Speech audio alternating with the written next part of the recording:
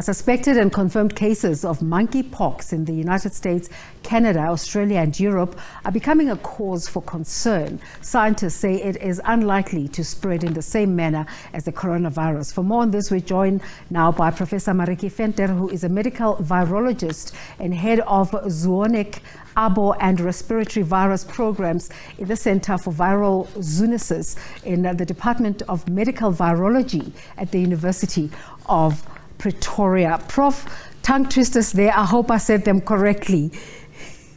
No, that is right. Thank you very much. Let's get into it. Just about what is monkeypox? So monkeypox is a zoonotic disease, as you said, and it actually occurs naturally in West Africa as well as parts of Central Africa. So there's two variants. The one is the Congo variant and the one from West Africa then. So the one from the Congo is supposedly more severe than the one from West Africa, but normally the disease is self-limiting. In the endemic areas, it's thought that it's spread by rodents and sometimes monkeys, but rodents is actually thought to be the reservoir host. So the virus was discovered already in the 70s, but people used to be vaccinated against smallpox, and the vaccine for smallpox would also protect against monkeypox. It's more now in the last 30 years when they stopped vaccinating for smallpox that monkeypox actually became a bit of a problem. What are the symptoms? I'm sorry? What are the symptoms, and is there treatment for this yet? Okay, so people have a rash and then a fever as well, and then sometimes they will have swollen glands. So in general, it's relatively mild and it's self-limiting, but sometimes it can become more severe. And then about 1% of people with this West African strain can die, and then about 10% of people with the Central Africa or Congo version can die. But it's been really rare. And previously, the cases that's been exported was actually in the United States many years ago. They exported Gambian giant rats, which is the natural reservoir, and it then spread to pets. And from there it infected people. So what's different at the moment, it looks like the initial cases that were transmitted were from visitors to Nigeria, to Europe, but since then there's been some spread within Europe where there's no link to people that travel to Nigeria. And they do think that it looks like many of these people were actually men that have sex with men, and that it could potentially be sexually transmitted. So what are the chances of this disease spreading worldwide? Should Africa be worried? It's different to COVID. It's completely different to COVID. The transmission is more direct contact. So you have to have contact with bodily fluids. Transmission through respiratory droplets is possible, but you need much more closer contact with people. There is a concern because people are not vaccinated to smallpox anymore. So people under 50 or under 40, depending on where you are in the world, haven't received the smallpox vaccine and have a potential of being infected, but it's not to the same type of transmissibility than what we have with COVID. The vaccine to smallpox is actually still available, and there is a more recent one that was approved a couple of years ago for monkeypox in Europe already. So it wouldn't be similar where we need to develop a vaccine from scratch. And many people have, or basically everyone in the world 20 years or 30 years ago had been vaccinated with this vaccine. So we know it's relatively safe as well. There's actually also a viral treatment that has been licensed, but it's not as widely available. But at the moment, these are really low number of cases. The WHO is on the lookout for it, and there is a concern because there's some transmission between people that haven't had any travel history. So it means that there is transmission within Europe already. But at the moment, it's small enough that all the contacts are being traced, and that they try to determine who could potentially have contact and be infected. Just in case of the South African situations, what should we be looking out for? How can we protect ourselves?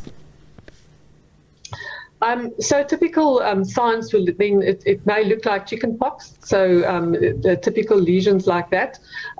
If someone had a travel history or had contact with someone with a travel history to West Africa, and they do show any of these signs, they should notify the doctor, and the doctor should notify the NICD.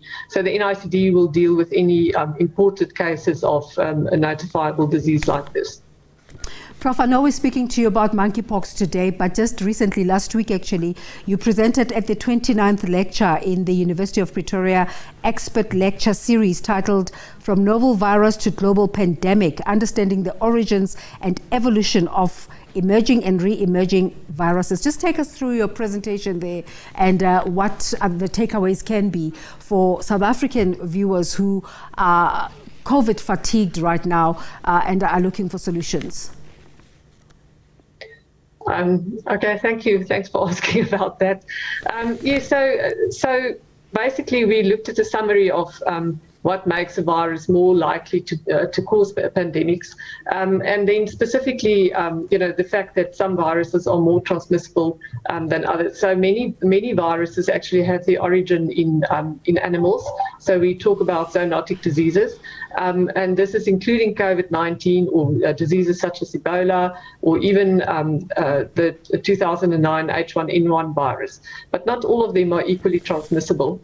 And what happens when you get a pandemic is normally when the population has no immunity. So if they've never seen a virus before, the chances is bigger that it can cause widespread, especially if it's then transmitted from human to human, so via respiratory droplets.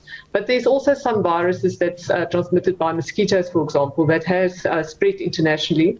And if you have the right vectors available, then there is a possibility that this can then spread wider. So, for example, Zika virus or West Nile virus that originated in Africa and then emerged in new regions can actually cause quite large outbreaks there. So for us, it's important to know that zoonotic diseases does exist. It's important to have surveillance to check for any new diseases that could occur.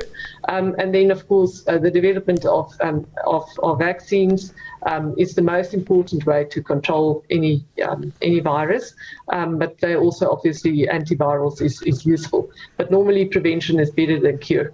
So it's important that we be aware that zoonotic diseases can occur and can transfer from animals to humans, and then control this as well. So, for example, influenza is always the big worry. So influenza pandemics happens every 20 years or so. And if it's a new variant that comes from birds and from pigs, for example, humans can be infected, and that's why there's a very robust influenza surveillance system going on internationally. Monkeypox is a good example of a zoonotic disease that could spill over into humans, and because the human population is now relatively naive, it is a concern. But once again, if it would ever become wider spread, we do have this vaccine, the old smallpox vaccine that can actually protect people.